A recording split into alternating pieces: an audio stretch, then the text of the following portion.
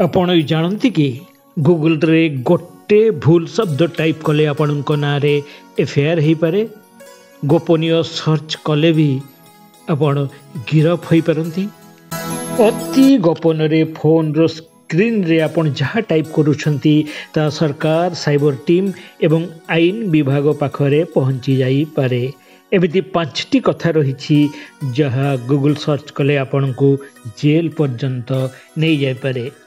Google होची search engine, सेठी कौन किसी खोजिले गिरफ हेबाकू पड़िबो? हाँ, कारण आपण जदि एमिति किछि करंती जहाँ देशर आईन विरुद्ध आतंकवाद सह युक्त जहाँ बैलेंस करुथुआ कीवर्ड ट्रैकिंग सिस्टम रे धरा पड़ी जाए। गूगल अवश्य आपण को निजे धरा देव नहीं, किंतु साइबर सेल एवं सरकारी एजेंसी पाखरे ए खबर पहुंची जिवो। तेबे से 5टी कथा कौन जहाँ आपण केबे भी भूल रे कि कौतूहल रे सर्च करिवे नहीं। 1. हाउ टू मेक ए बम। बोमा केमिति तैयारी करिवे ए प्रकार सर्च कले यह सन्त्रास दमन आईन भितरे आसुची। केवल खोजिले ही आपण को आईपी गवर्नमेंट सर्वेलेंस सिस्टम को चली जीव। तेणु आपण को ऊपर नजर रखिबो एनआईए एवं सीबीआई। सरकारी राडार को चली आसीबो आपणकर मोबाइल एवं Gmail account. 2.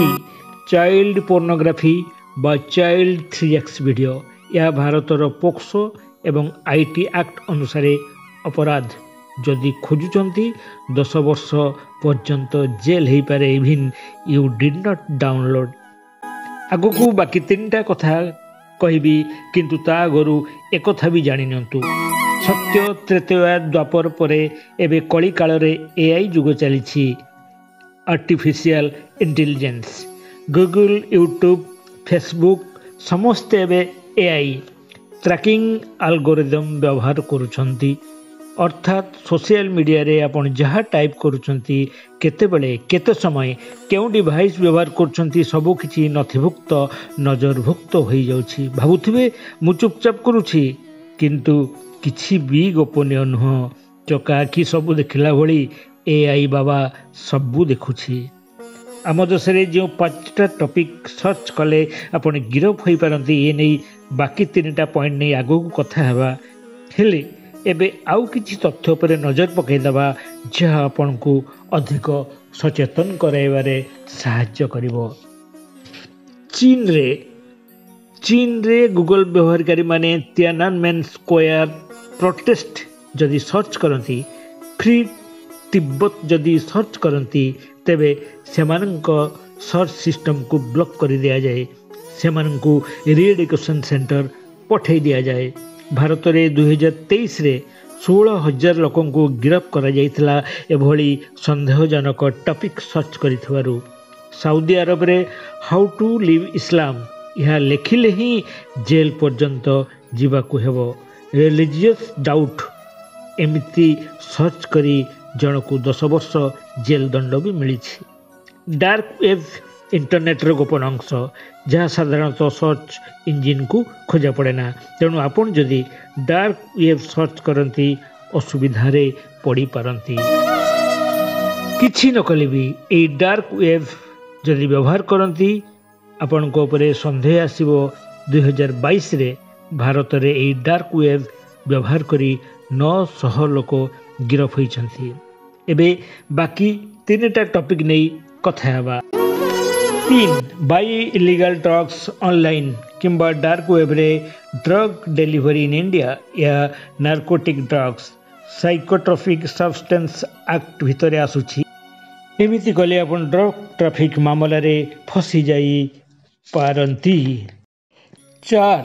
Higher a killer online बा केमिति सुपारी किलर भड़ाटिया हत्याकारी मिलिबो। यह IPC section 120B criminal conspiracy plus 302 IPC भितर आसुछि। तेणु मजारे भी ए भूल करंतु नहीं। 5. एथर शेष टॉपिक ए भूल तो आदौ करिवे नहीं, ताहेला how to hack Facebook, Instagram, WhatsApp account. यह सर्च करिबा आईटी एक्ट सेक्शन 66 66C ଏବଂ 66D ସାଇबर ଅପରାଧ। ଯଦି ବି ହ୍ୟାକ୍ କରୁ ନାହାନ୍ତି କିନ୍ତୁ ସର୍ଚ୍ଚ କରୁଛନ୍ତି ତେବେ ସାଇबर ସେଲ୍ ଆପଣଙ୍କ ଡିଭାଇସ୍ ଲକ୍ କରିପାରେ। ଅନେକେ ନିଜ ପ୍ରେମିକା ପ୍ରେମିକର ଆକାଉଣ୍ଟକୁ ଦେଖିବା ପାଇଁ ଏମିତି କରନ୍ତି ଆଉ ଅସୁବିଧାରେ ପଡ଼ନ୍ତି। ମନେ ରଖନ୍ତୁ ଏଇଗୁଡ଼ା କେବଳ ଟାଇପ୍ କଲେ ହିଁ ସ୍କ୍ରିପ୍ଟେଡ୍ ଟ୍ରାକିଂ ସଫ୍ଟୱେୟାର ଆପଣଙ୍କର IP location device ID browsing history ସବୁ ସେଭ୍ କରିନେବ। ଭାବନ୍ତୁ ବନ୍ଦ କୋଠରୀରେ ଆପଣଙ୍କ ମୋବାଇଲ ଆପଣଙ୍କ ହାତରେ କିନ୍ତୁ ବାହାରେ ଆପଣ କ'ଣ କରୁଛନ୍ତି କ'ଣ ଦେଖୁଛନ୍ତି ସବୁ କେହି ଦେଖୁଛି। ତେଣୁ ବନ୍ଧୁ ସାବଧାନ ବୁଝି ବିଚାରି କାମ କଲେ ବିପଦ ନ ପଡ଼ଇ ଭଲେ। ପ୍ରଣାମ।